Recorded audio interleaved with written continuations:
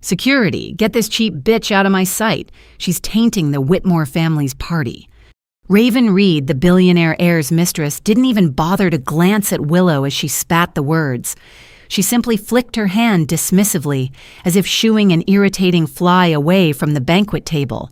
Willow Morgan Whitmore stood frozen in place, 7 months pregnant, wearing the only old black dress that still fit her swollen body.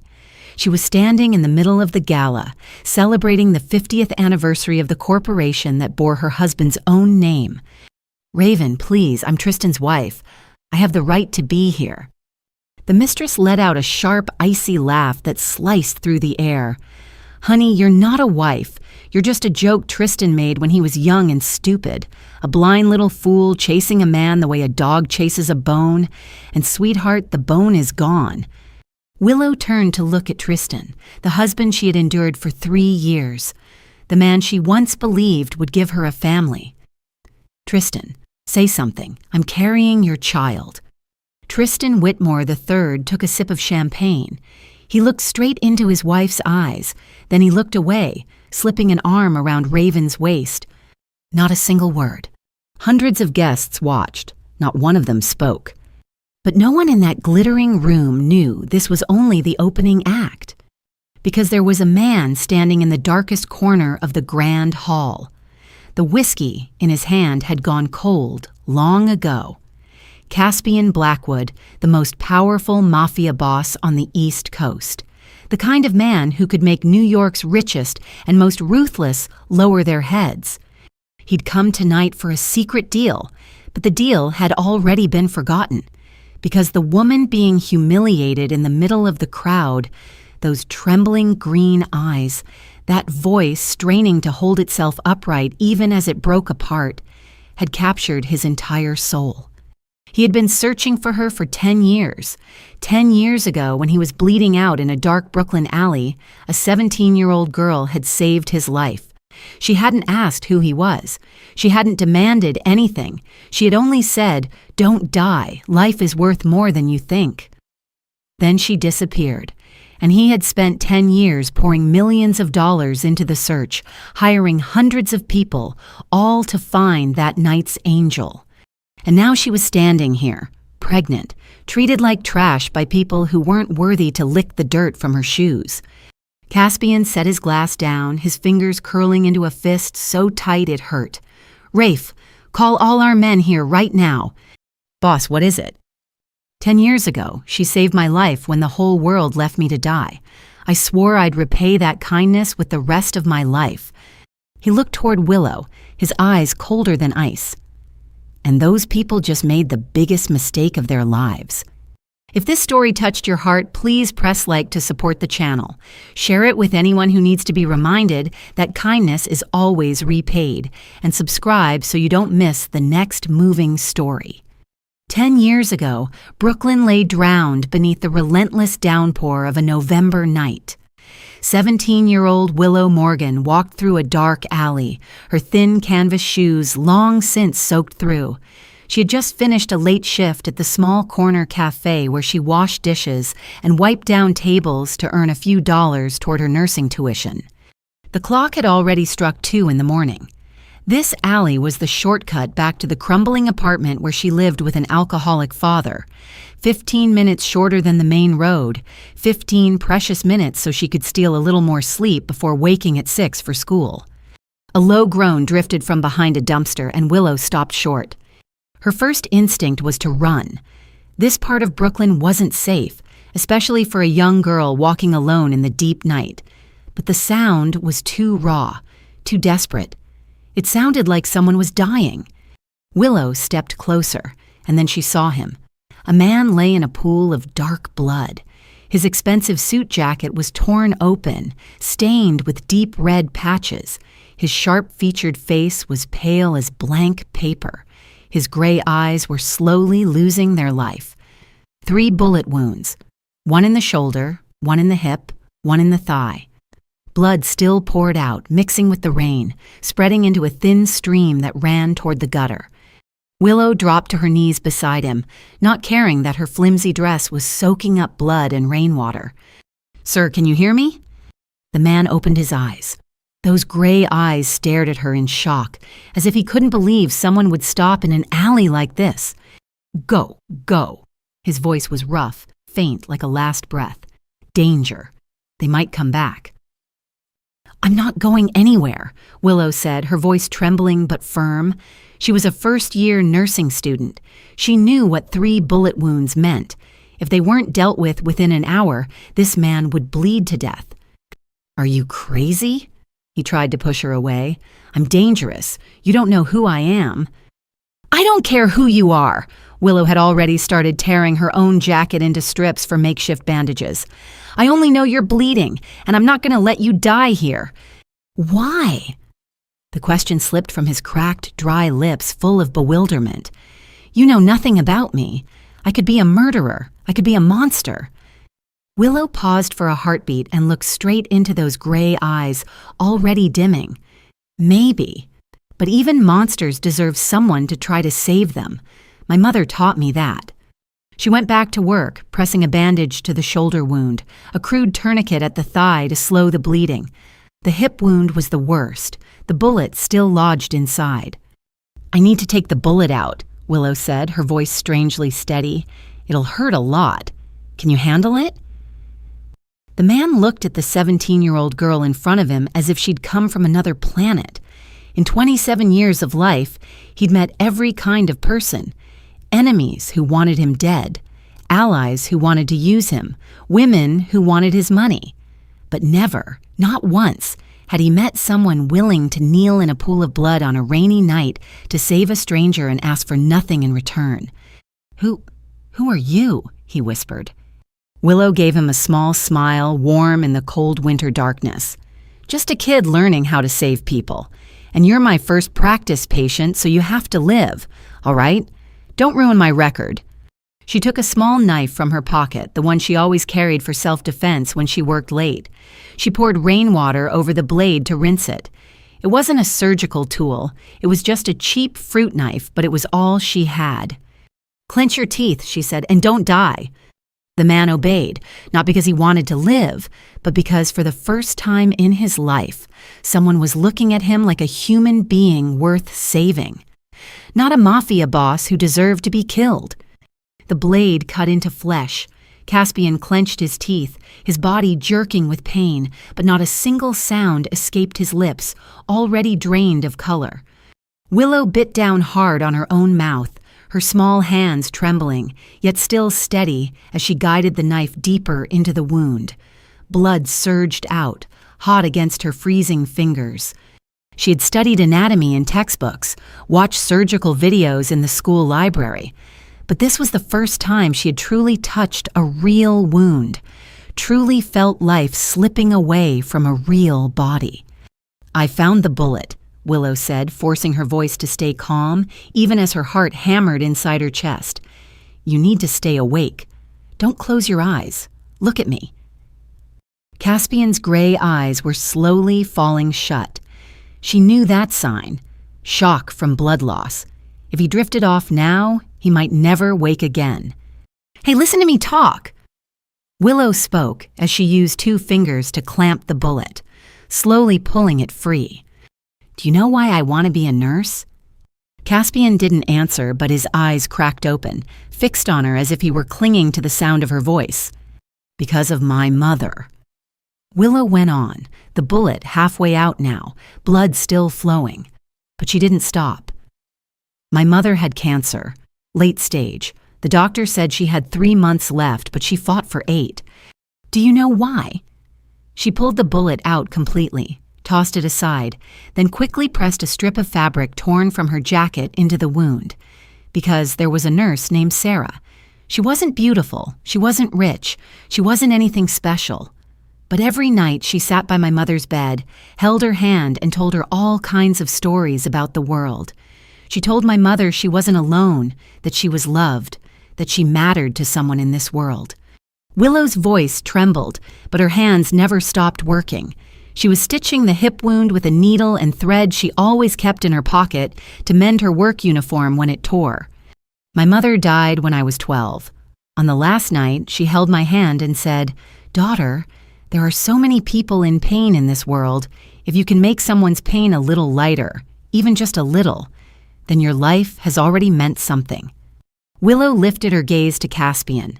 His gray eyes were wide open now, no longer dull. He was looking at her with a strange kind of light she couldn't explain. "So I want to be a nurse," she said, a small smile forming even as her eyes shone with tears. "Not to be famous, not to be rich, just to keep doing what Sarah did for my mother so no one has to die alone." Silence.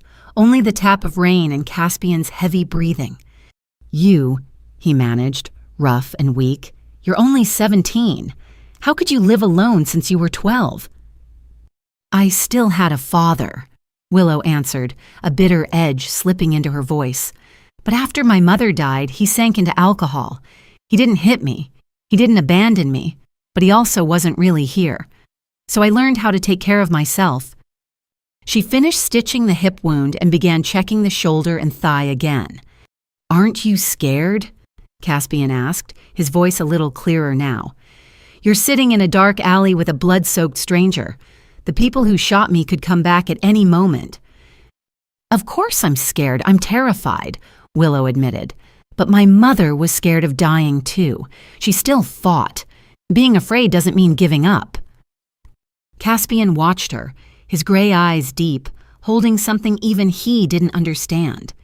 For 27 years, he had learned that this world was a place where the strong devoured the weak, where kindness was stupidity, where trusting someone meant handing them the knife to drive into your back.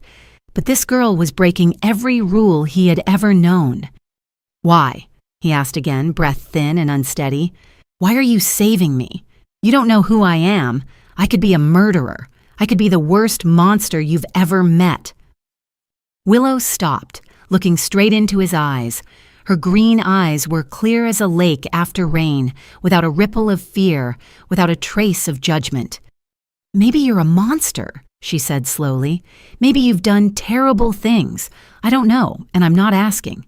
But my mother taught me one thing. She said, even the worst person in the world deserves a second chance because no one is born a monster. Life turns them into one." She took his hand, her small warmth seeping into Caspian's body as it kept growing colder. "So, I'm giving you your second chance. What you do with it is up to you, but at least tonight, I'm not going to let you die." Caspian looked at her, and for the first time in 27 years, his eyes burned with something that wasn't physical pain. At 5 a.m, Brooklyn's sky began to fade from black into a pale gray. The rain had let up, leaving only small drops falling from awnings onto the slick, soaked street.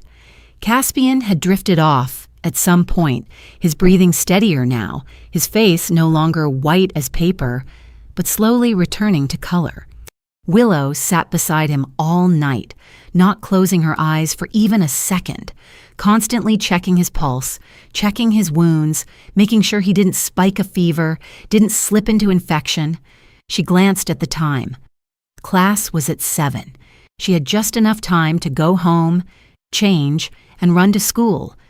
If she missed another day, she'd be kicked out of her scholarship program.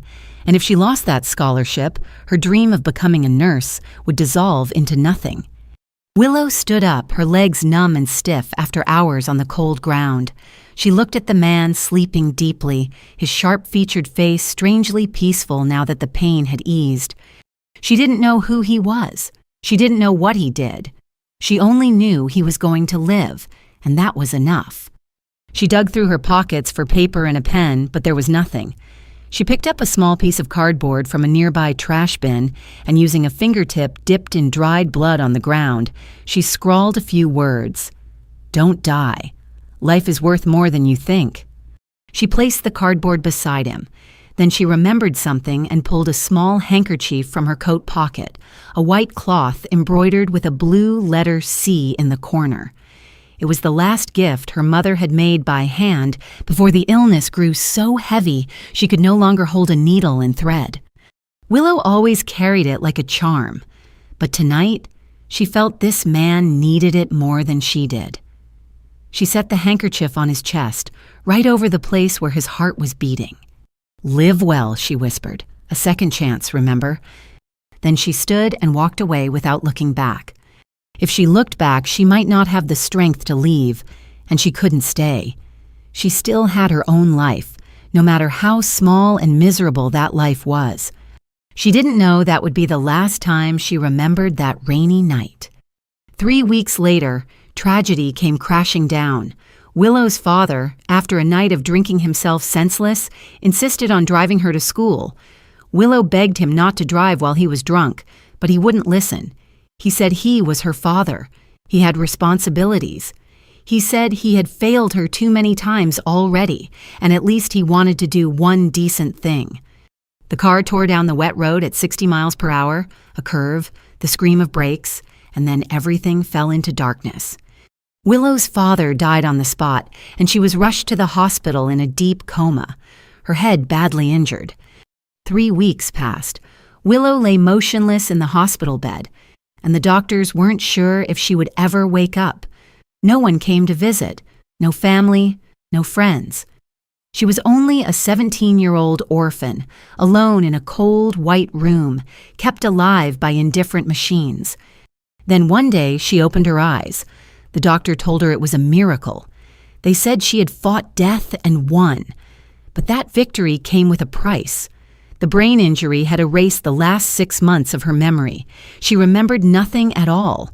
Not the late nights working at the cafe, not the dark Brooklyn alley, not the man lying in a pool of blood, not the gray eyes hurting and grateful, not the fact that she had saved a life. 6 months of memory vanished as if it had never existed. Willow woke to the pain of losing her father, to a loneliness so absolute it hollowed her out, into a vast blank space in her mind that she couldn't fill. She didn't understand why she sometimes dreamed of rain, dreamed of blood, dreamed of gray eyes staring at her as if she were the only light left in the dark.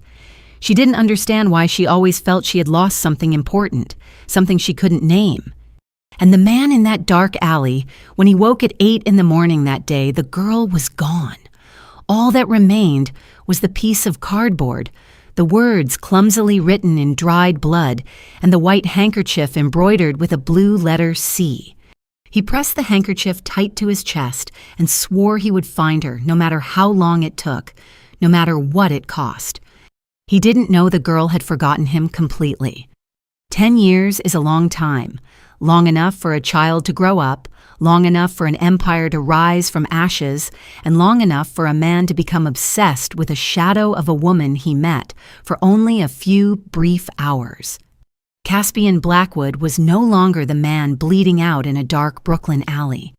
10 years after that fateful night, he had become a name that made the American underworld tremble.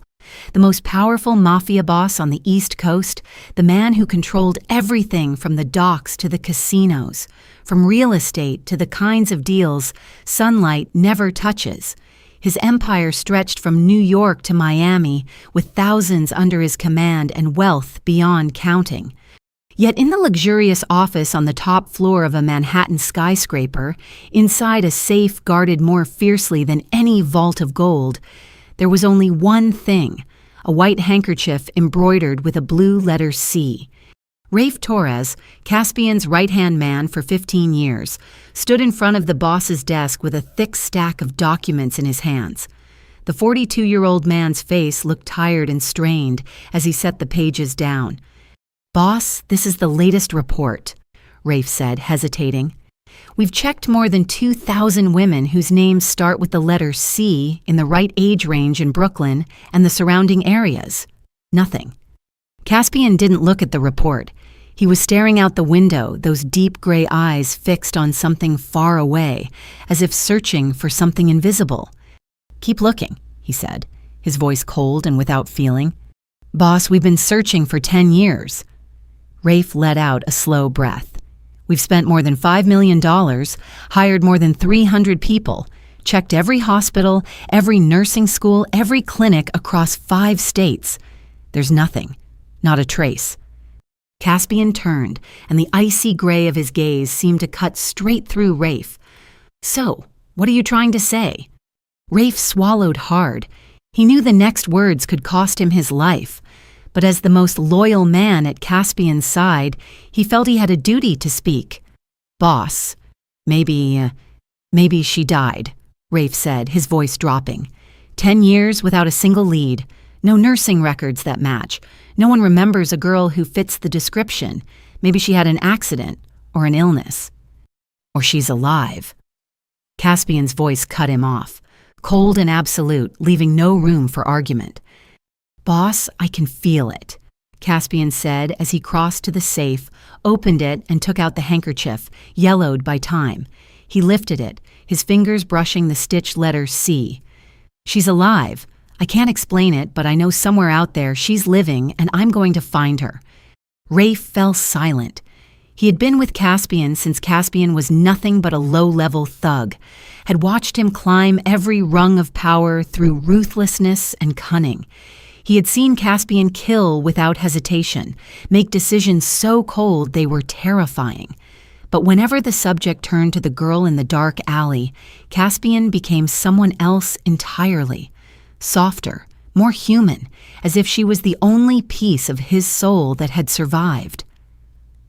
"She saved me when the whole world left me to die," Caspian said, his voice sinking low, as if he were speaking more to himself than to Rafe. "She didn't know who I was. She didn't ask for anything. She just saved me. And she told me that even bad men deserve a second chance." He slipped the handkerchief into the inside pocket of his suit, right over his heart. "For the past 10 years, I've tried to live in a way that deserves that second chance. I built this empire not only for power or money. I built it so that when I find her, I'll have enough strength to protect her from anything in this world." Rafe looked at his boss, and a strange respect rose in his chest. The entire underworld believed Caspian Blackwood was a man without a heart. They didn't know his heart had been given to a 17-year-old girl 10 years ago, and it had never been returned. "Increase the search budget," Caspian ordered, his voice snapping back into its usual coldness. "Expand the scope to the entire East Coast, and this time focus on accident cases, missing persons, people who change their identities." "Yes, boss." Rafe turned and left. When the door closed, Caspian stood alone in the vast room, his hand still pressed to his chest where the handkerchief lay. "I will find you," he whispered. "Even if it takes another 10 years, even if I have to burn this whole world down." And tonight, at the Whitmore family's party, 10 years of searching finally ended, not with reports or leads, but with trembling green eyes in the middle of a lavish crowd, being humiliated by people who didn't deserve to breathe the same air she did. While Caspian Blackwood built an empire out of darkness, Willow Morgan was fighting for her life in her own way. No guns, no power, only calloused hands, and a will that refused to bend. After the crash, Willow woke up in a hospital with 2 brutal truths. Her father was dead, and she was completely alone in this world. 17 years old, no family, no money, no memory of the past 6 months. The doctors said she was lucky to be alive, but Willow didn't feel lucky. She felt like a small boat thrown into the middle of the ocean in a storm with no idea where the shore was, no idea which way to swim. But she didn't sink. She refused to sink. The years that followed became an endless stretch of work and school. By day, Willow cleaned rooms at a small hotel. By night, she studied nursing in a community college program. She slept an average of 4 hours a night, ate the cheapest meal she could find, lived in a cramped studio where rent swallowed nearly everything she made. There were nights she cried alone in the dark, not understanding why she had to endure all of it. There were moments she wanted to quit, to let go, to let life sweep her wherever it pleased. But every time she was about to collapse, she remembered her mother. She remembered what her mother had taught her about easing someone else's pain. She remembered the dream of becoming a nurse she'd carried since she was small. And she got back up, and she kept walking, and she kept fighting. 6 years after the accident, Willow, now 23 years old, finally graduated and became a licensed nurse. She was hired at Mount Sinai Hospital, one of the largest hospitals in New York. The pay wasn't high. The work was exhausting, but every day she walked into that building, she felt she was living with purpose.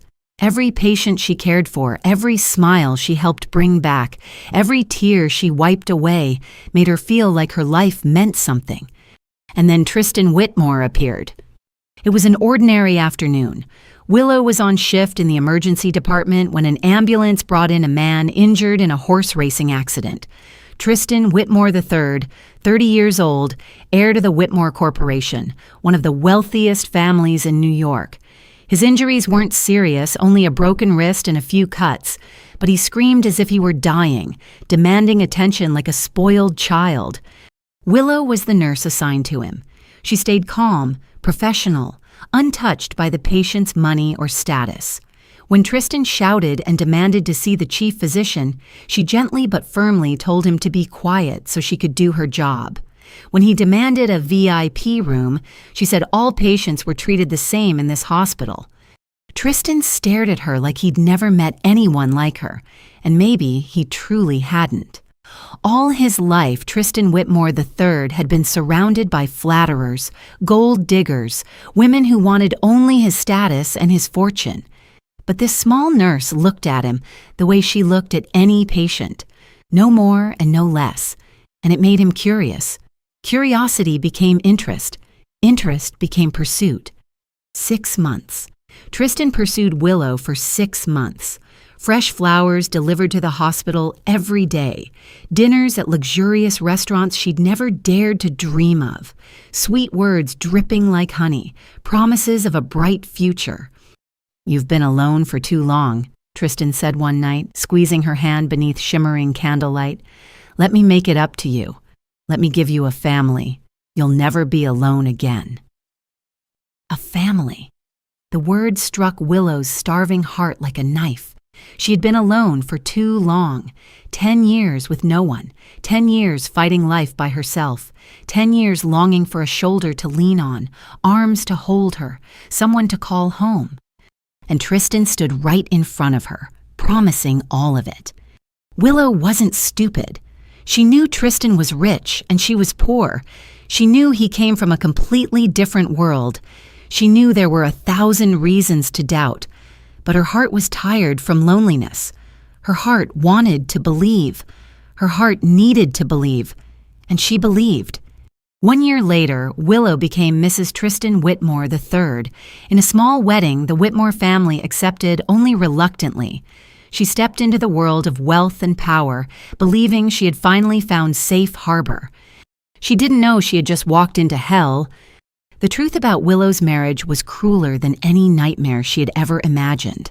It began on a night inside an elite golf club where Tristan Whitmore III and his billionaire friends sat drinking and betting on things ordinary people would never dare to think about. $500,000, one friend set his glass on the table with a hard clink, to whoever can marry the prettiest poor nurse at Mount Sinai within 1 year. Tristan let out a mocking laugh, easy as candy. "Not just marry her," the friend added, his eyes glittering with malice. "You have to make her fall madly in love. You have to make her believe you truly love her. Then after 1 year, we'll see how she reacts when she learns the truth." And Tristan won that bet. $500,000. That was the price of 3 years of Willow's life. That was the value of the trust, the love, the hope she had placed in the man she called her husband. But Willow didn't know. She walked into the Whitmore mansion with a heart full of hope, believing her life had finally turned a page. She was catastrophically wrong. From the very first day, Lydia Whitmore made sure Willow understood her place in this family. She was the widow of the previous Whitmore patriarch, the woman who controlled the empire from the shadows with an iron hand wrapped in velvet. And in her eyes, Willow was nothing more than a cockroach that had crawled into a palace. "My son could marry anyone," Lydia said at that first dinner, her cold gaze sweeping over Willow's simple dress. "A governor's daughter, a senator's granddaughter, a young lady from any respectable East Coast family, and he chose you, a nurse." The word nurse was spit out like an insult. "I love Tristan," Willow said softly, trying to keep her voice calm. "And I'll try to be a wife worthy of him." Lydia gave a short laugh, sharp as a razor. "Worthy? You will never be worthy. Even if you spend your whole life trying, you will never have the right to stand in this house." And she proved it every day. Every meal became a lesson in Willow's failure. She held her fork the wrong way. She chose the wrong dress. She talked too much. She stayed quiet too long. She wasn't smart enough to understand conversations about politics and economics. She wasn't refined enough to blend in with high society. Everything she did was wrong. Everything she said was stupid. Everything about her was unworthy. Tristan didn't protect her. He sat there while his mother picked his wife apart piece by piece, and sometimes he even laughed along as if it were a harmless joke. And little by little, Willow began to understand that the sweet man who had pursued her for 6 months was gone. In his place was someone cold and indifferent, looking at her the way you look at a decorative object that has gone out of style. Then Raven Reed appeared. 18 months after the wedding, Tristan brought a new woman home, 28 years old, beautiful and icy as a block of frost, with sharp brown eyes and a smile that never reached them. Raven was introduced as Tristan's new personal assistant, responsible for media and external affairs. Willow wasn't stupid. She saw the way Raven's hand lingered on Tristan's shoulder longer than it needed to. She saw the looks they exchanged when they thought no one was watching. She smelled unfamiliar perfume on her husband's clothes whenever he came home late. She saw late-night messages on his phone that Tristan always deleted in a hurry. But she stayed silent. She stayed silent because she didn't want to admit she'd been wrong. She stayed silent because she didn't want to return to the loneliness she had fought for 10 years to escape. She stayed silent because there was still a small part of her heart that believed Tristan would change, that love could fix everything. And when she discovered she was pregnant, she went even quieter. Because of the baby, because of the fragile hope that a child would pull Tristan back to her. But the truth was far more brutal. "Who gave you permission to get pregnant?" Tristan roared when Willow told him the good news. "I don't want children with you. I never did." Lydia was worse. "Get rid of it. We don't need a child with your blood in the Whitmore family." But Willow refused.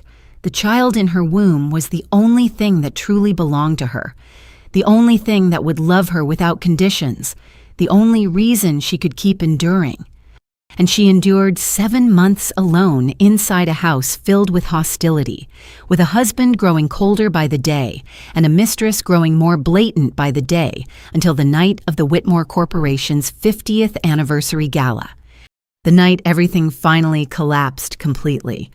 In the darkest corner of the grand hall, Caspian Blackwood stood motionless like a statue carved from stone.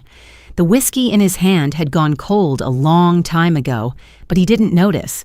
His deep gray eyes never left the woman standing alone in the middle of that luxurious crowd.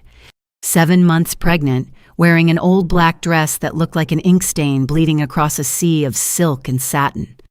10 years of searching, and she was right here, less than 20 meters from him. But Caspian didn't rush. He had waited 10 years. He could wait a few more minutes to understand exactly what was happening. And what he saw made the blood in his veins boil. Second by second, up on the stage, Raven Reed stepped forward with a smile so bright it hurt to look at. Her blazing red dress looked like a flame from hell itself, a brutal contrast to Willow's worn, hollowed-out presence below. "May I have everyone's attention?" Raven's voice rang out through the microphone, sweet and overflowing with confidence.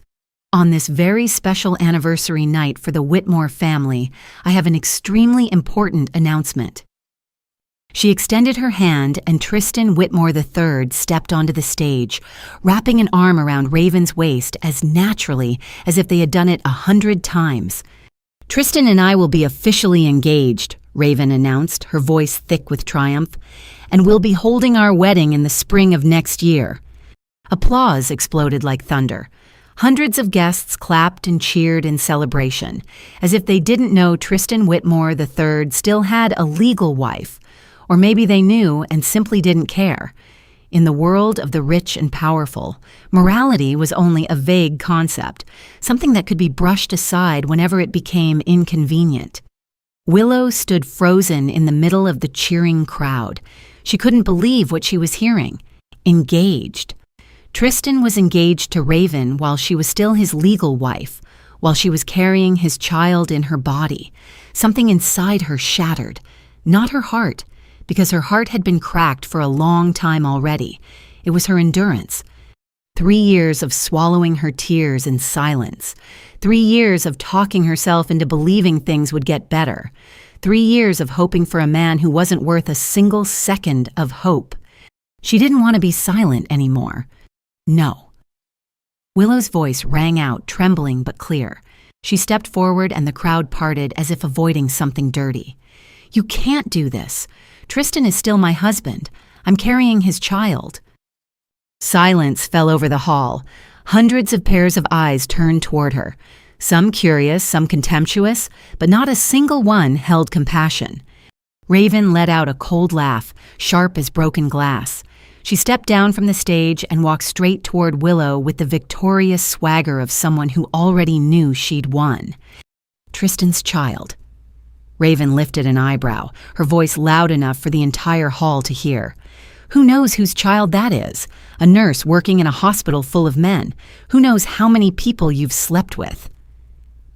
Giggles fluttered through the crowd. Willow felt as if she were being stripped naked in the street, displayed beneath hundreds of gleeful eyes.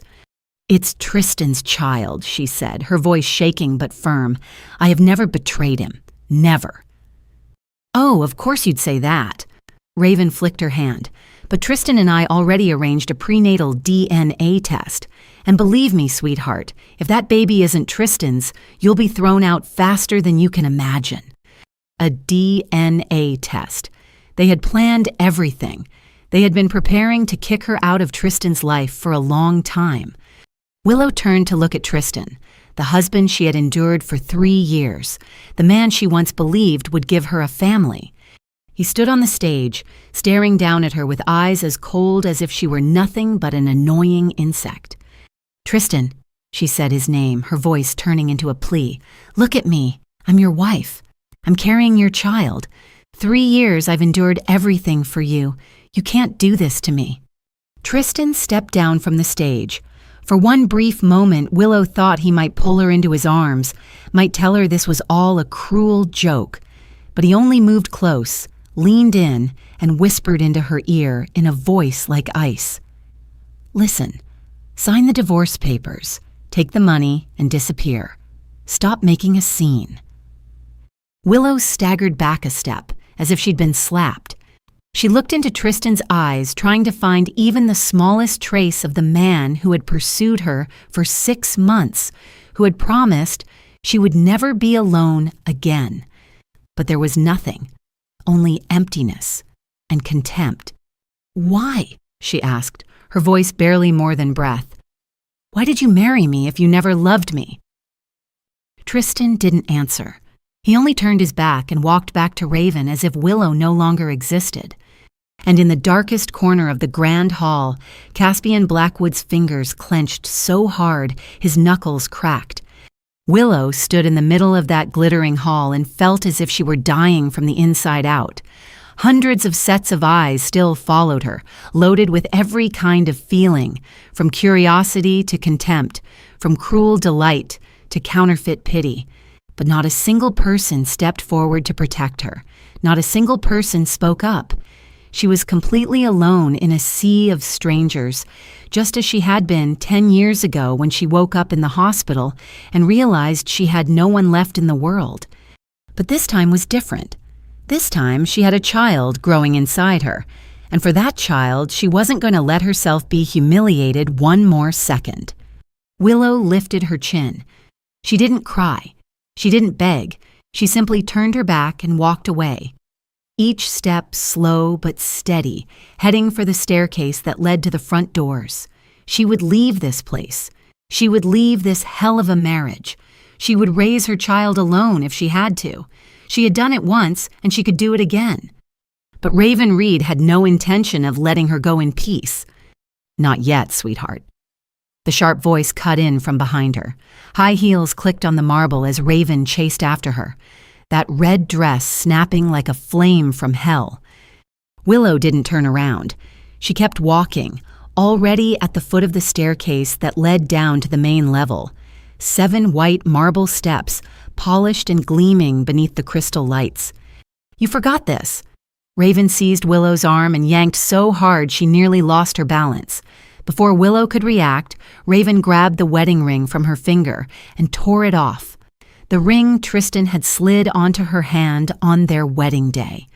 The ring she had still kept as the last symbol of a hope already dead. "This cheap thing doesn't deserve to be on your hand," Raven sneered, throwing the ring onto the floor. It rolled across the marble with a bright clinking sound in the sudden silence of the hall. "Just like you, cheap, and you don't belong here." "Let go of me," Willow said, her voice shaking but forcing itself steady. "I'm leaving." "Oh, you'll leave."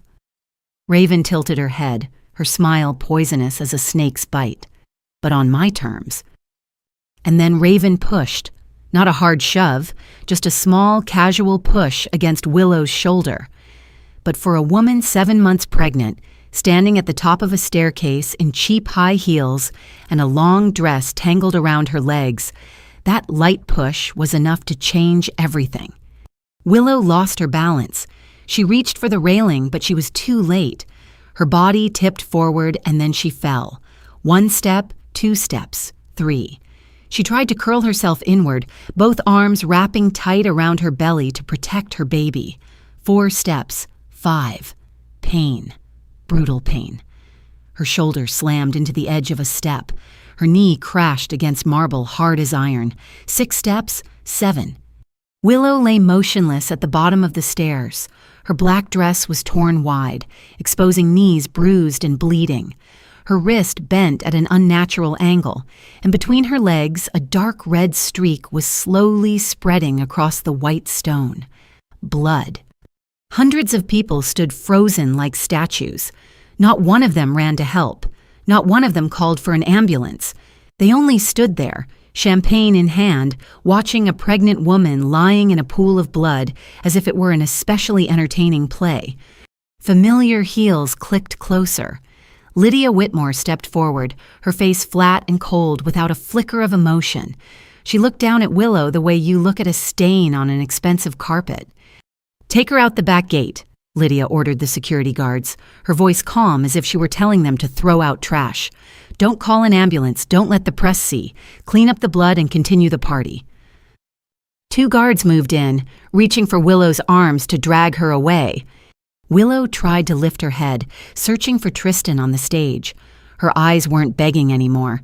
They held only bottomless disappointment and a silent question. "You saw it all. Are you really going to let them do this to me?" Tristan saw. Tristan saw his wife lying in blood, saw his child might be in danger. And Tristan turned his face away, sliding an arm around Raven's waist as if nothing had happened. In the darkest corner of the hall, Caspian Blackwood stood perfectly still, his fist clenched so tight his knuckles had gone white, his jaw ground down, the muscles in his face twitching with the effort of holding back the rage boiling through his veins. 10 years ago, she had saved him when he lay in blood. Now she was lying in blood, and no one was even trying to save her. He wasn't going to let that happen. "Rafe." Caspian's voice carried cold and lethal. "Change the plan." Caspian Blackwood stepped out of the shadows. Each footfall struck the marble like a war drum, steady, deliberate, and threatening. The crowd instinctively parted like the Red Sea before Moses. No one daring to block the path of a man with ice-cold gray eyes and the presence of a king walking onto a battlefield. The 2 Whitmore security guards who had been about to drag Willow away froze mid-motion. They recognized the man advancing toward them. Who in New York's underworld didn't know that face? Caspian Blackwood, the Mafia boss who made the entire city afraid to breathe too loudly. The man even the police treated with caution. "Let her go." Caspian's voice wasn't loud, but it carried the weight of a death sentence. The guards released her instantly and stepped back as if they'd touched fire. Survival instinct was stronger than loyalty to the Whitmore name. They knew that if they defied Caspian Blackwood, they wouldn't live to see tomorrow. Caspian dropped to his knees beside Willow. Gently, he slid one hand beneath her head, the other supporting her back. Willow looked up, green eyes blurred by pain and exhaustion, but still clear enough to register the stranger holding her. "Sir, who are you?" she whispered. Caspian didn't answer. He only lifted her carefully, gathering her into his arms as if she were something priceless. She was so light it made his chest ache. 7 months pregnant, and she was thin as a dried leaf. What had they done to her for 3 years? "Rafe," Caspian said, his voice steady but packed with fury that was ready to explode. "Call an ambulance immediately, the best hospital, the best doctors." "Yes, boss." Rafe pulled out his phone at once. "Wait!" Tristan Whitmore III's voice cut through. He was running down from the stage, his face flushed with rage and maybe panic. "Who are you? You have no right to touch my wife!" Caspian turned, those gray eyes cold as winter, locking onto Tristan. Tristan stopped short as if he had slammed into an invisible wall. "Wife," Caspian repeated, the word dripping with a bitterness that cut deep. "A wife you let your mistress call a bitch in front of hundreds of people. A wife you let your mistress push down a staircase while she's 7 months pregnant. A wife you were about to have dragged out the back gate like a stray dog." Tristan opened his mouth trying to speak, but no words came. He stared at Caspian, at Willow in the arms of that stranger, then down at the blood still spreading across the white marble. "She's my wife under the law." Tristan forced himself to recover, trying to sound authoritative, but his voice shook. "You have no right to take her." "Under the law?"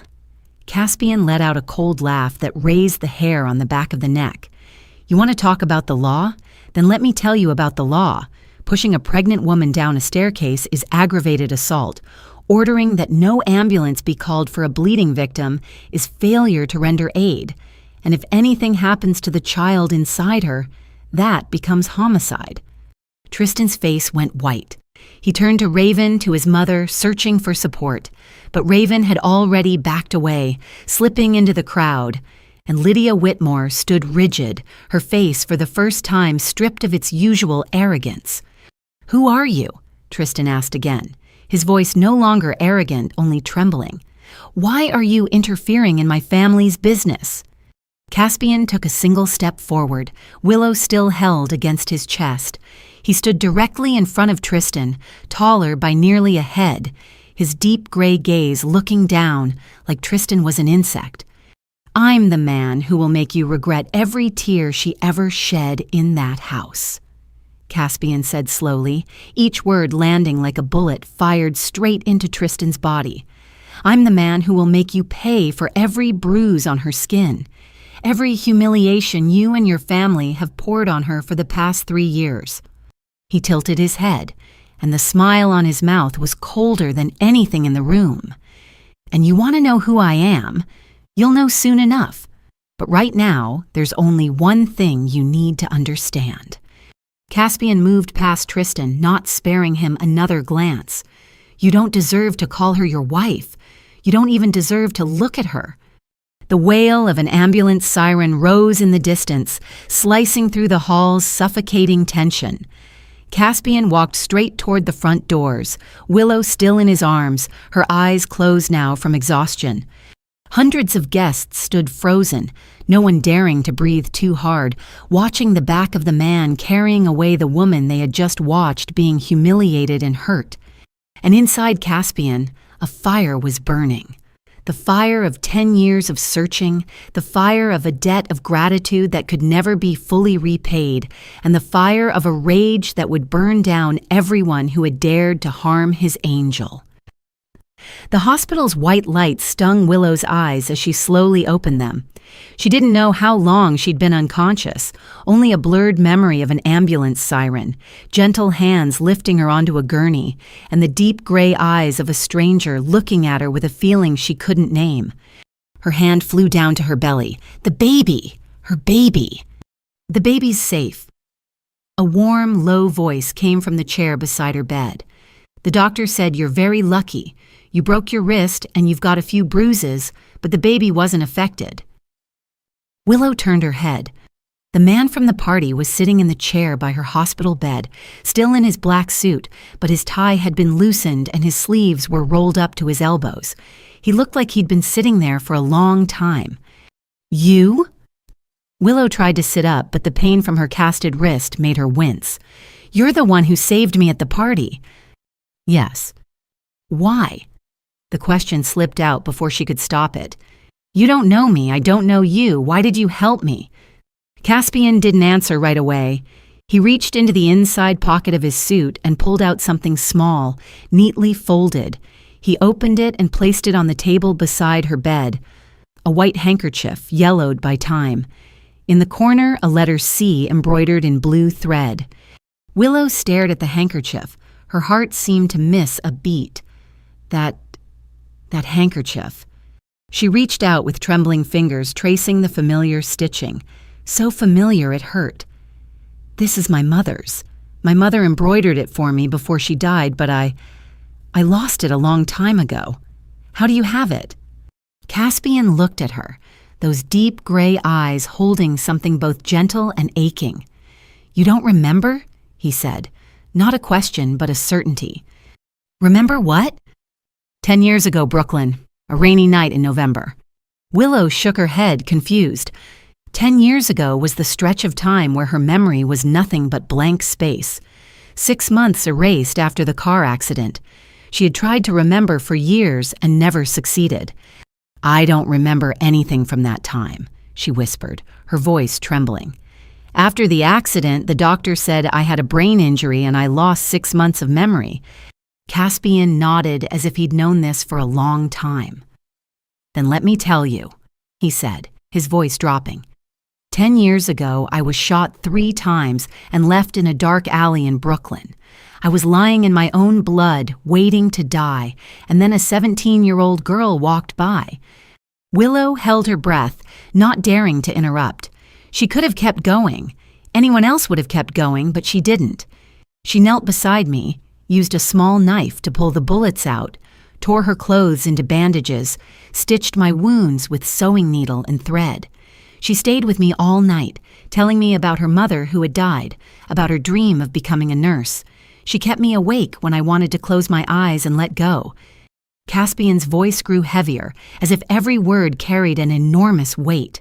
I asked her why she would save a stranger who might be a criminal, a monster, and she said something I've never forgotten. He looked straight into Willow's eyes. She said, "Even bad men deserve a second chance." Willow felt as if someone had punched her in the chest. Those words, they were what her mother had taught her. They were what she had repeated for years when she faced the hardest patients, but she didn't remember ever saying them to anyone. The next morning, when I woke up, she was gone. Caspian continued. All she left was a piece of cardboard with dried blood writing, "Don't die. Life is worth more than you think." And this handkerchief. He pointed to the cloth on the table. I searched for her for 10 years, spent millions of dollars, hired hundreds of people. The only clues I had were a handkerchief embroidered with the letter C and green eyes I could never forget. Tears were already running down Willow's cheeks, and she didn't even know when they had started. She didn't remember that night. She didn't remember saving anyone, but she recognized her mother's handkerchief. She recognized her mother's lesson, and she knew in some deep place inside her heart that this man was telling the truth. "Why?" she asked, choking on the word. "Why did you help me? Just because of one night 10 years ago that I don't even remember." Caspian rose and stepped closer to the bed. He lifted a hand and gently wiped the tears from Willow's cheeks. A touch so tender it made her want to cry harder. "Because you saved me first," he said, his voice like a vow. "You saved me when the whole world left me to die. You gave me a second chance when I didn't deserve one, and I swore I'd repay you with the rest of my life." Willow cried for the first time in years. She cried for real. not crying alone in silence in a cold bedroom, not crying and swallowing it down, but crying like a child who had been exhausted for too long and had finally found a shoulder to lean on. Later that morning, after Caspian had stepped out to handle the paperwork, the hospital room door swung open. It wasn't Caspian. It was a man in a gray suit, carrying a black leather briefcase, stepping inside with the cold expression of someone completing a task that required no concern for anyone else's feelings. "Mrs. Willow Whitmore?" the man asked, his voice flat as a machine. "That's me." He set a thick envelope on the table beside her bed. "Divorce papers from Mr. Tristan Whitmore III. He's offering $100,000 in compensation. You sign here, and you'll receive the check immediately." Willow stared at the envelope the way you stare at a venomous snake. $100,000. That was the value of 3 years of her life. 3 years of enduring humiliation. 3 years of swallowing her tears. 3 years of hoping for a man who wasn't worthy.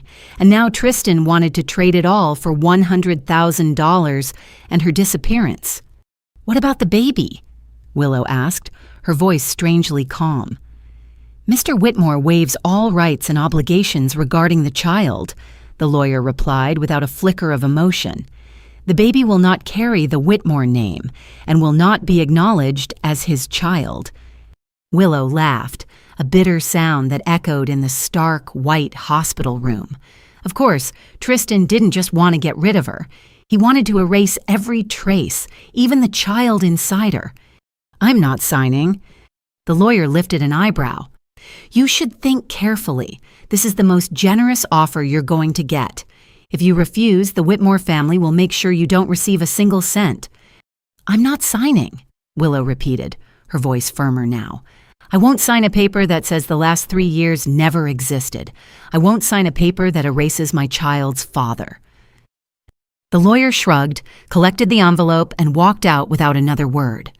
The door closed, leaving Willow alone with a decision she knew would come at a steep cost, and the cost arrived faster than she expected. 1 week later, Willow was discharged. Caspian had offered to take her somewhere safe, but she refused. She needed to go back to her apartment, gather her things, and put her life back in order. She had lived alone since she was 17, and she could keep doing it. But when she stopped at an ATM to withdraw cash, the number on the screen made her heart feel crushed in a fist. $47. Her account balance was only $47. The joint account had been drained, and even her personal savings from her years as a nurse had been frozen through the Whitmore family's legal influence. Willow stood frozen in front of the ATM screen, unable to believe her eyes. She knew the Whitmores were rich and powerful, but she hadn't expected them to move so fast, so ruthlessly. With her last fragile hope, she took a taxi back to her apartment, the small place she had rented before marrying Tristan, the place she had kept as a mental lifeline, even though she'd never had to use it. But when she arrived, the landlord was waiting with a pile of her belongings stacked outside the door. "I'm sorry, Miss Morgan," he said, refusing to meet her eyes. "I have to terminate the lease. Someone bought this building and ordered me to evict you immediately." "Who?" Willow asked, even though she already knew the answer. "I'm not allowed to say," he replied, hurrying away as if he feared being tainted just by standing near her. Willow stood on the sidewalk beside the heap of her belongings, 7 months pregnant, her wrist in a cast with nowhere to go. She pulled out her phone and scrolled through her contacts with a last sliver of hope. Brooke Lawson, her best friend for 8 years, the one who had been beside her since she was a poor nursing student, the only person she could call family. "Brooke, I need help," Willow said when the call connected, trying to keep her voice steady even as it shook. "I've been kicked out of my apartment. I don't have anywhere to stay, just a few days until I can find somewhere else." Silence stretched on the other end, thick enough to choke on. "Willow, I can't." Brooke's voice finally came through, but it sounded unfamiliar and cold in a way that hurt. "I heard what happened at the party, and my company just signed a contract with the Whitmore Corporation. If they find out I helped you, Brooke, we're friends, Willow said, her voice cracking. 8 years. You were the only one who stayed with me. I know, and I'm sorry, Brooke answered, a hint of regret in her voice, but still firm. But friendship doesn't pay rent, Willow. I have 20 employees depending on this company. I can't risk everything for you. Beep, beep, beep, the call ended. Willow stared at her phone screen, unable to believe what she'd just heard. Brooke, her closest friend, the one she thought would stand by her no matter what. And now, even Brooke had turned away. Willow sat down beside her pile of belongings on the sidewalk, in the middle of passing strangers, in the middle of glamorous New York City that she had once thought of as home. 7 months pregnant, $47 in her pocket, no home, no job, because she had quit at Tristan's demand, no friends, no one. She was completely alone. The black Maybach pulled up to the curb where Willow was sitting on the pavement in the middle of her scattered belongings. She lifted her head, her eyes swollen and red from crying, and she saw Caspian Blackwood step out of the car. He didn't say a word. He simply took off his coat and draped it over her shoulders, then gently helped her to her feet. I told you to let me take you somewhere safe. Caspian's voice held no blame at all, only a tenderness that made Willow want to cry again. You don't have to carry everything alone. Were you following me? Willow asked, her voice weak. I'm protecting you, Caspian answered simply. There's a difference. He signaled his men to gather Willow's things, then guided her into the car. Willow was too exhausted to argue. She'd fought alone for too long. Maybe just this once, she could allow herself to lean on someone. The car took them to a penthouse on the top floor of a building in Manhattan. The apartment was vast and luxurious, with glass walls that looked out over the whole city. Willow stood in the living room and felt lost inside a kind of wealth she didn't belong to. You'll stay here, Caspian said. Safe. No one can touch you. I can't accept, Willow started to protest. You can and you will. Caspian cut in, his voice gentle but firm. This isn't pity, Willow. It's a debt I've owed you for 10 years. Let me have the chance to pay it. Willow looked at him, something complicated rising in her chest, something she couldn't name. She nodded, too tired to argue anymore. Caspian led her to the bedroom, made sure she had everything she needed, and only then did he leave. When the penthouse door closed behind him, he stepped into the elevator with a face that had completely changed. The tenderness vanished, replaced by the cold, ruthless stare of a Mafia boss preparing to hunt. Caspian's office was downstairs in the same building. Rafe was already waiting with a stack of files laid out on the desk. Boss, I've gathered everything on the Whitmore family like you asked, Rafe said, sliding the documents toward Caspian. Tristan Whitmore III, 34 years old, heir to the Whitmore Corporation. Lydia Whitmore, 63 years old, the widow, the one who truly controls things from behind the curtain. Raven Reed, 28 years old, the daughter of a bankrupt businessman trying to climb by becoming Tristan's mistress. Caspian flipped through the pages, gray eyes moving fast over numbers and details. And here's the interesting part, Rafe continued. 3 years ago, Tristan Whitmore won a $500,000 bet with his friends. The bet was this: who could marry the prettiest poor nurse at Mount Sinai within 1 year? Caspian's hand tightened until the papers crumpled in his grip. He married her for a bet. Caspian's voice turned so cold the air in the room seemed to freeze. He turned 3 years of her life into hell for $500,000. Boss, there's a problem. Rafe hesitated. We're in the middle of negotiating a $50 million deal with the Whitmore Corporation. If we move against them, we'll lose the deal. Caspian lifted his head and looked at Rafe in a way that made even a hardened man shiver. 50 million, Caspian repeated, the words edged with contempt. She saved my life when I was nothing but a man bleeding out in a dark alley. She didn't ask for a single cent. She gave me a second chance when the whole world turned its back. He stood, walked to the window, and looked down at the city at night. I swore I'd repay her with the rest of my life.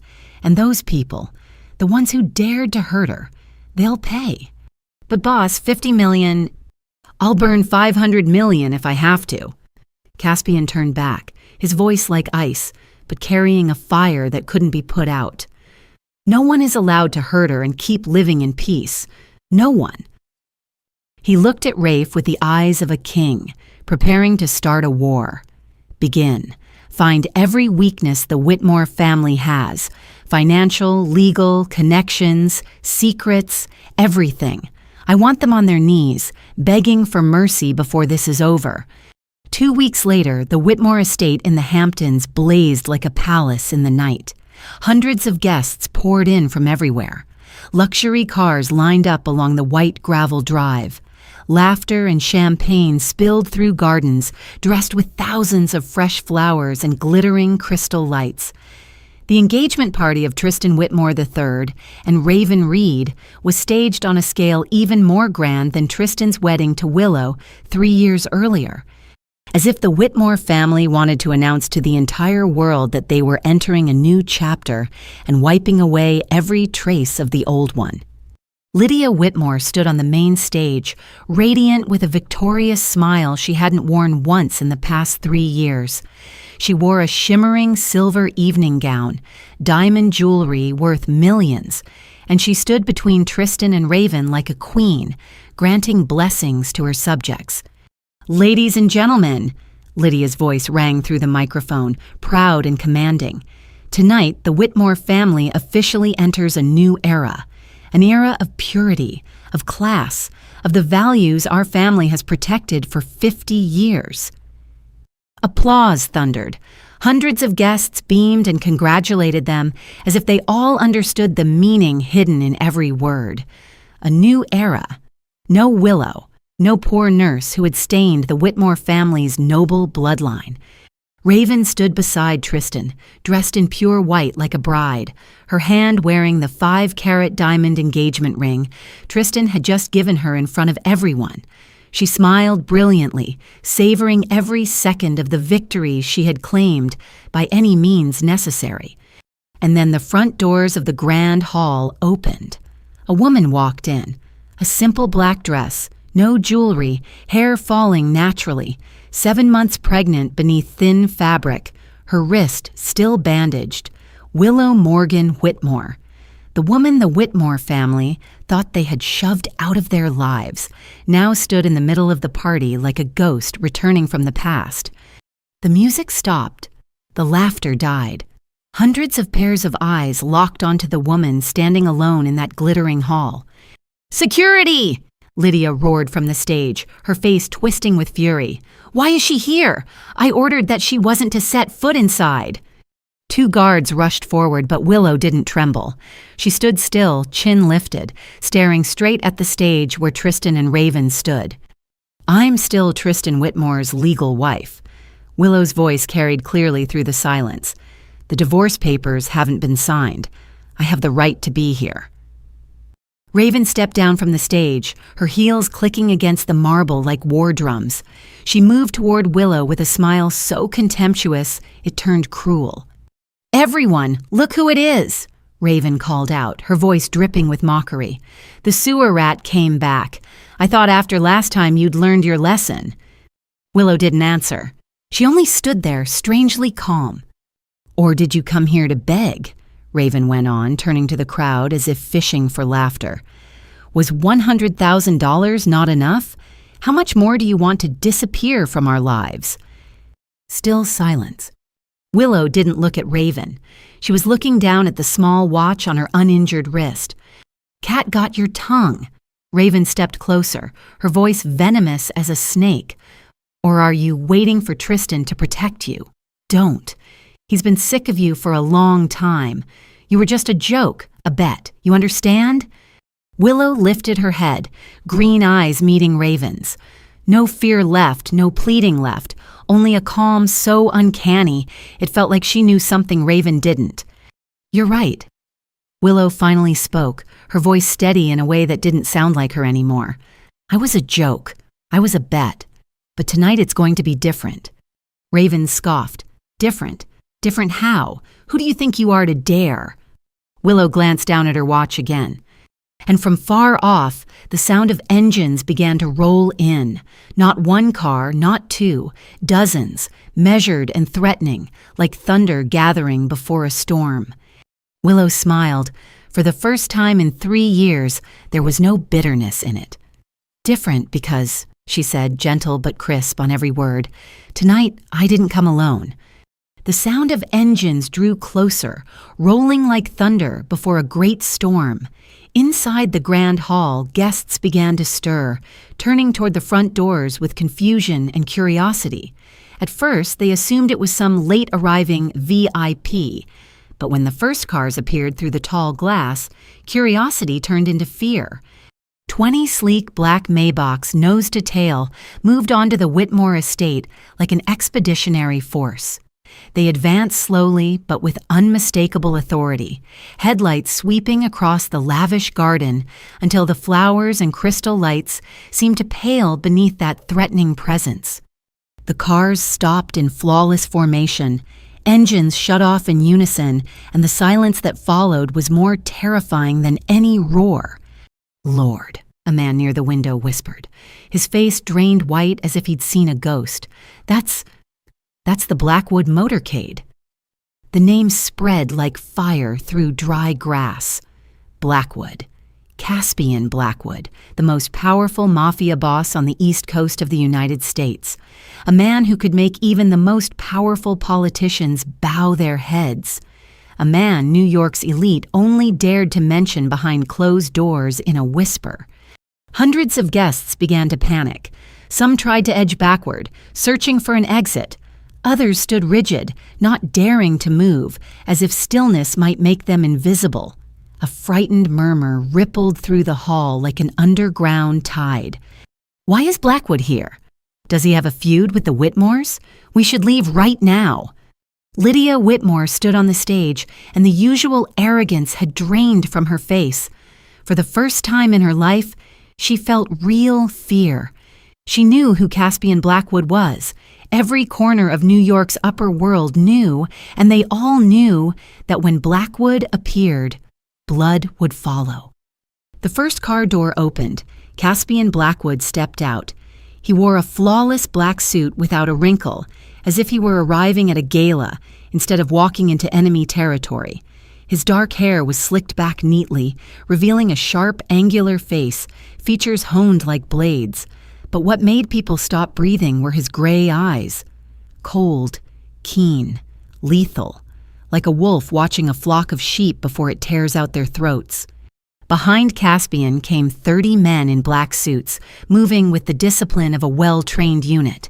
They carried no visible guns, no obvious weapons, but one look into their eyes made it clear these were men who could kill without hesitation.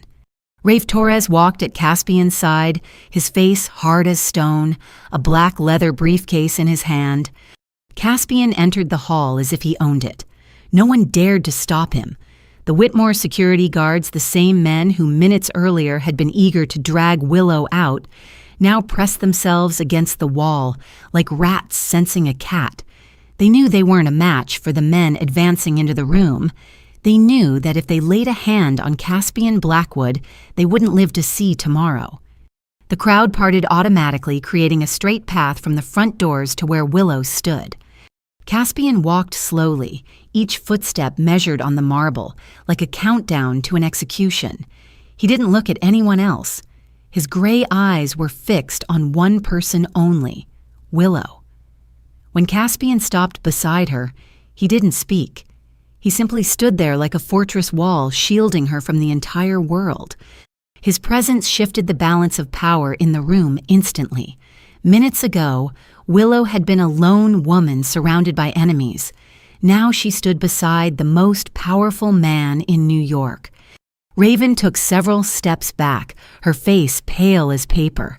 The arrogance and cruelty vanished without a trace, replaced by pure terror. She knew Caspian Blackwood. She knew the stories about people who had crossed him, and she began to understand that she had made the worst mistake of her life. Tristan stood on the stage, his feet nailed to the floor. He stared at Caspian, at Willow, and a question began forming in his mind. Why was the most powerful mafia boss on the East Coast standing beside his estranged wife like her personal guard? Caspian turned his gaze toward the stage. His gray eyes swept across Tristan, across Raven, across Lydia. With contempt he didn't bother to hide. Then he spoke, his voice not loud, yet it carried through the hall in the dead silence. "I hear there's an engagement party," he said, a smile on his mouth so cold it made the skin crawl. Too bad I came to ruin it. The silence in the grand hall was so heavy it felt like it could be cut with a knife. Hundreds of guests stood perfectly still, no one daring to breathe too loudly, all waiting to see what would happen next. Caspian Blackwood stood at the center of the room like a king about to pass sentence, his gray eyes sweeping over every face with undisguised contempt. "You're probably wondering why I'm here," Caspian said, his voice not loud, yet it carried into every corner of the hall. "Why I would care about a trivial engagement party like this." He stepped forward, positioning himself in the middle of the room so everyone could see him clearly. 10 years ago, I was shot 3 times and left to die in a dark alley in Brooklyn," Caspian began, his voice dropping as if he were telling a grim fairy tale. "I lay in my own blood, waiting to die. No one stopped. No one cared until a 17-year-old girl walked by." He turned to look at Willow, and for one brief moment his gaze softened. "She didn't know who I was.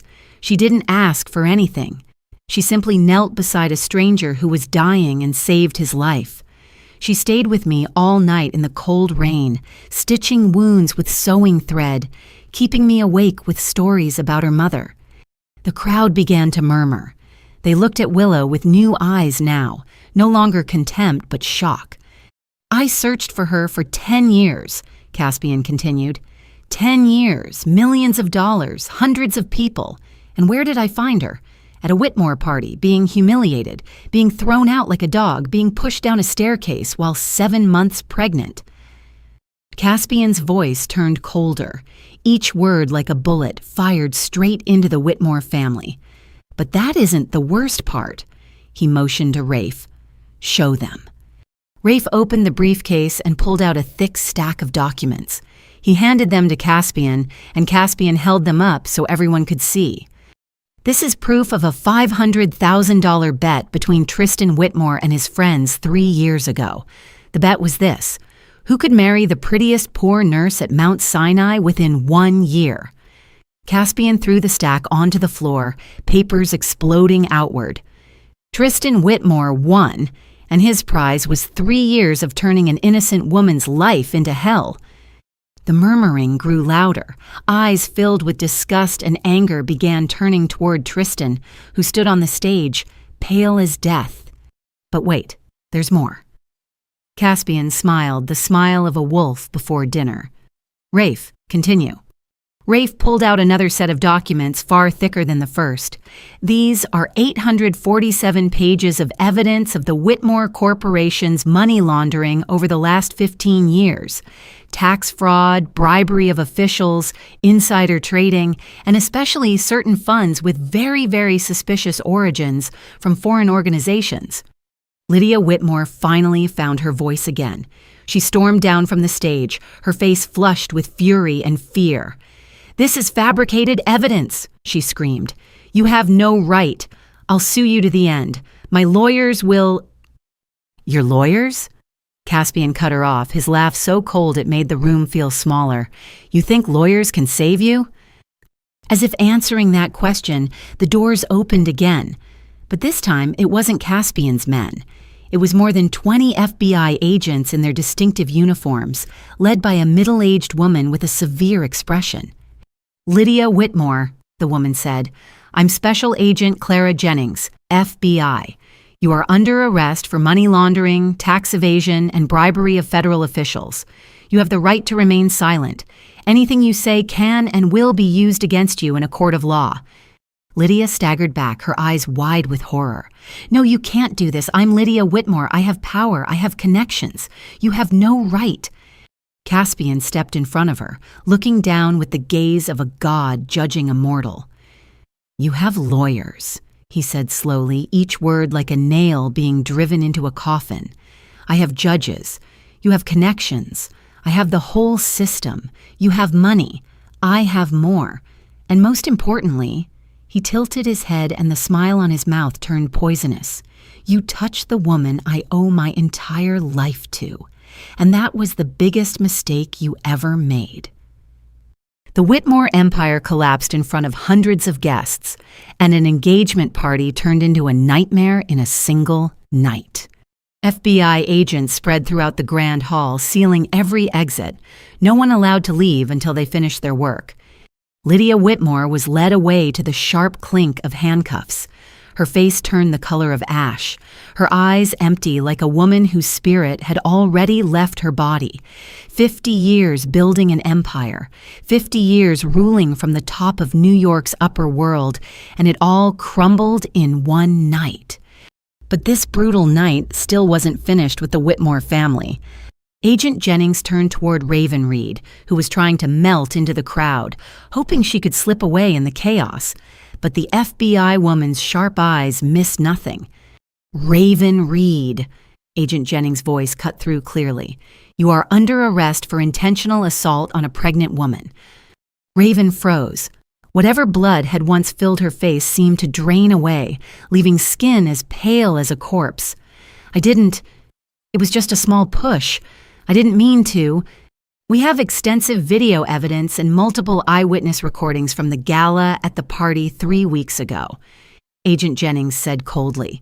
"Every one of them clearly shows you pushing Mrs. Willow Whitmore down the stairs. You have the right to remain silent." 2 agents stepped in and cuffed Raven while she kept stammering useless excuses. The pure white dress she had worn to play the future bride now looked like a cruel joke written by fate. She was led away, tears streaming down her cheeks, eyes still unable to believe that only hours earlier she'd been standing at the peak of triumph, and now she was in handcuffs like a criminal. Tristan Whitmore III stood alone on the stage, watching his mother and his mistress taken away like 2 criminals. He looked down at the hall where the crowd stared back at him with every kind of feeling: contempt, disgust, pity, and satisfaction. The people who had once bowed to the Whitmore name, who had flattered and fawned, now looked at him like he was mangy. Tristan's legs began to shake.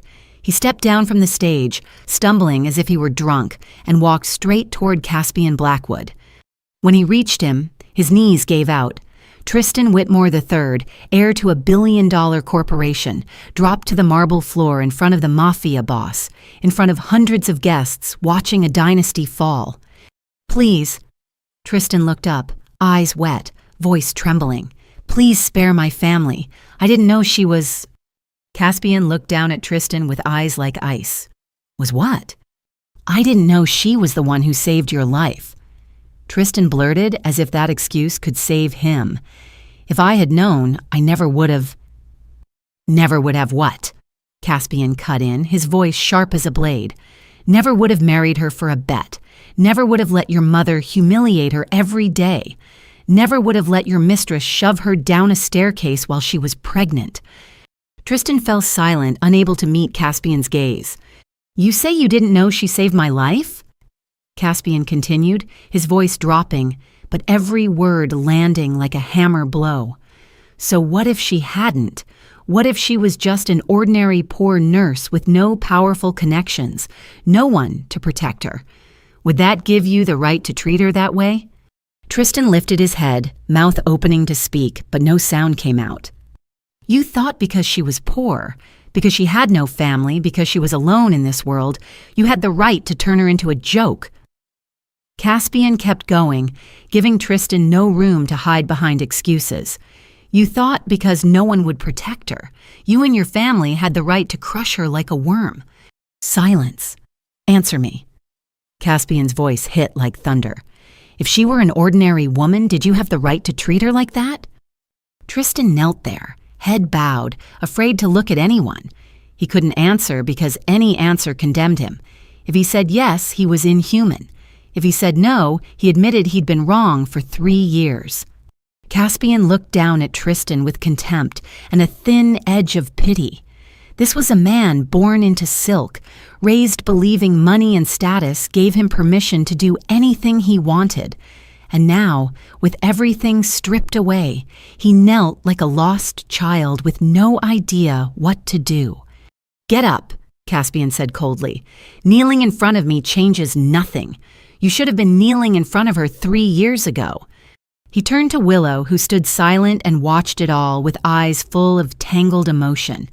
She wasn't gloating. She wasn't thrilled.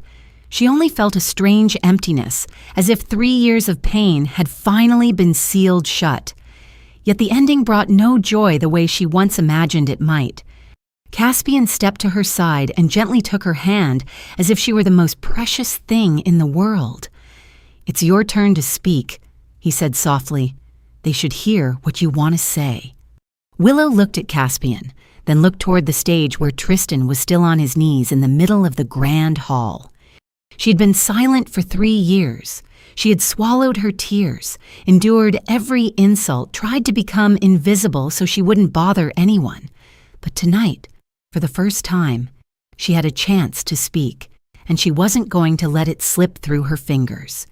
She gave Caspian a small nod, then slowly walked toward the stage.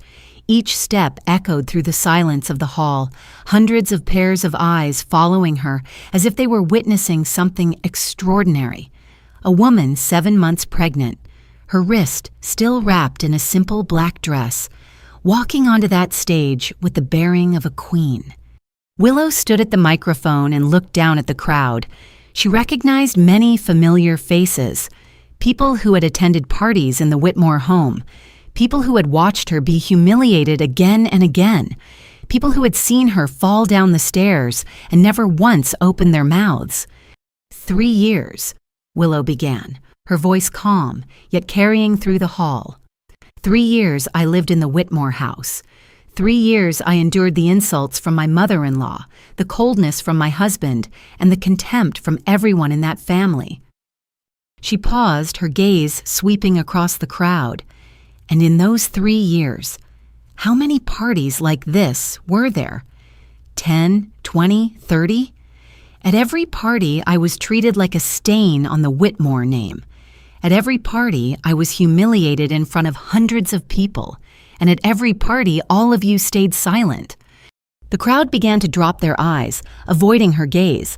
Some flushed with shame. Others looked away as if searching for an exit. 3 weeks ago, at the 50th anniversary gala for the Whitmore Corporation, I was called a bitch in front of hundreds of people.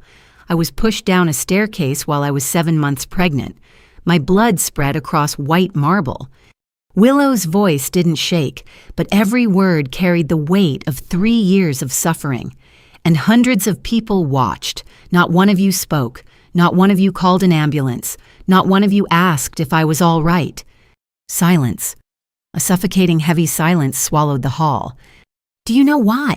Willow asked, her voice sharpening. "Because I was poor, because I had no family, because I had no power, because I was nobody, and people like me in your eyes aren't worth risking your comfort to defend." She looked straight at them, green eyes bright as flame. "But I want you to know something. Silence in the face of injustice isn't neutrality. Silence in the face of injustice is complicity. When you watch someone being humiliated and you don't speak, you tell the bully their cruelty is acceptable. When you see a pregnant woman shoved down a staircase and you turn away, you become an accomplice." Willow turned toward Tristan, still kneeling in the center of the hall, his head bowed, unable to lift his eyes. "And you," she said, and her voice no longer trembled the way it had every other time she faced him. "Tristan Whitmore III, the man who pursued me for 6 months with flowers and sweet promises, the man who told me I would never be alone again." Tristan lifted his head, staring at her with eyes full of desperation and regret that came far too late. "You promised me a family," Willow continued, each word a bullet fired straight into him. "You promised you would love me. You promised you would protect me. And then you turned 3 years of my life into hell. You turned me into a bet. You let your mother humiliate me every day. You brought your mistress into the house and forced me to watch. You denied the child inside me." Tears streamed down Tristan's face, but Willow felt nothing anymore. No pain, no anger, only a quiet, empty calm. "I used to ask myself what I did wrong," she said, her voice softening. "I used to think maybe I wasn't good enough, not pretty enough, not smart enough. I used to think if I tried harder, if I endured more, things would get better." She shook her head, a sad smile touching her mouth. "But I was wrong. I didn't do anything wrong. The fault wasn't mine. The fault belongs to the ones who saw someone drowning and chose to look away. The fault belongs to the ones with power who use it to crush the weak. The fault belongs to the ones who promise love and deliver hell." Willow stepped back from the microphone and looked down at Tristan one last time. "I don't need your apology.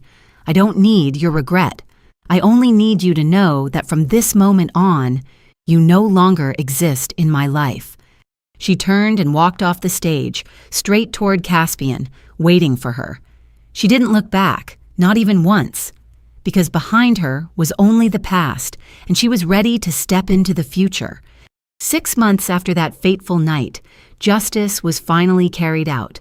Lydia Whitmore was sentenced to 15 years in prison for money laundering, tax evasion, and bribing federal officials. The woman who had once ruled from the very top of New York's upper society now had to wear an orange prison uniform. Living in a 4-square-meter cell with no window, she refused all visits, refused every interview, as if she wanted to disappear from the world she had once looked down on. Raven Reed was sentenced to 5 years for intentionally injuring a pregnant woman. In court, she cried and begged, insisting it had only been a small shove, that she hadn't meant to harm anyone. But the judge wasn't moved. Video evidence from hundreds of phones had shown her actions clearly. Raven Reed entered prison in an expensive dress and walked out 5 years later with empty hands. Her name no longer remembered by anyone. Tristan Whitmore III wasn't sentenced to prison, but the punishment he received was in many ways heavier. The Whitmore Corporation had its assets seized to compensate victims of fraud and money laundering. Tristan lost everything. The Hamptons estate was auctioned off. The Manhattan penthouse was repossessed by the bank. The luxury cars, the yachts, the private jet, all of it was gone. He left New York in silence. No one knew where he went and no one cared. And Brooke Lawson, the friend of 8 years who betrayed Willow out of fear of losing the Whitmore contract, eventually learned her lesson, too. When the Whitmore Corporation collapsed, the contract she had traded friendship for vanished like smoke. Brooke's company went bankrupt within 3 months. She tried to contact Willow, sending dozens of messages apologizing and begging, but Willow never answered. Some doors, once closed, never open again. And Willow Morgan, the orphaned girl the world had turned its back on, finally found peace. 1 month after the engagement party that became the Whitmore family's nightmare, Willow gave birth to a healthy baby girl weighing 3.2 kilograms. She named her Grace, meaning grace, because that child was the greatest grace life had ever given her. Grace had her mother's green eyes and a smile that could melt the heart of anyone who saw it. 4 months after giving birth, Willow opened a small clinic in Brooklyn near the alley where she had saved Caspian 10 years earlier.